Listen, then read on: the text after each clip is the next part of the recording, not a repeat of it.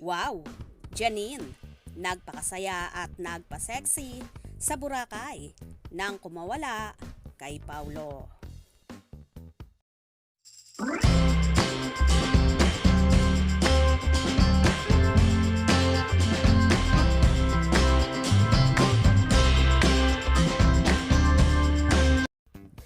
Nag-flex ng kanyang beach body at nagsabog ng kaseksihan si Janine Gutierrez sa Boracay.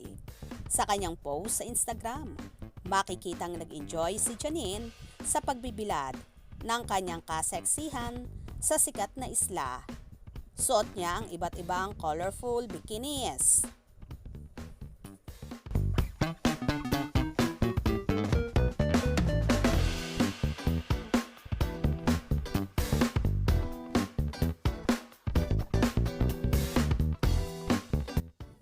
Napuno naman ng fire at love emojis ang comment section ni Janine.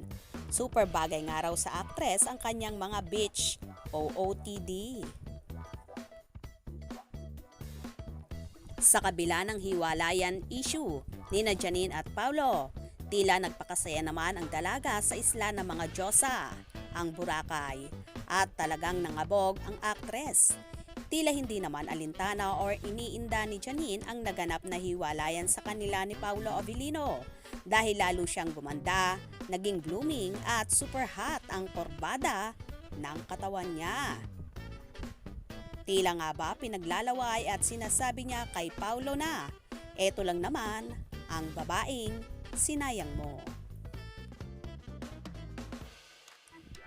Anyway, marami kasi ang balita na tuluyan ng naghiwalay ng landas ang magkasintahan at ito'y kinumpirma pa nga ng isa sa source ni Christy Permin na umamin na nga daw si Nini sa taong yon na nakipag-break na siya sa multi-talented actor na si Paulo.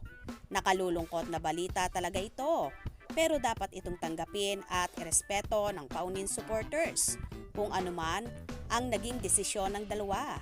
Dahil siguro nga, hindi sila ang itinadhana at para sa isa't isa. Kaya naman tumutok at wag na wag pauhuli sa mga maiinit na kaganapan.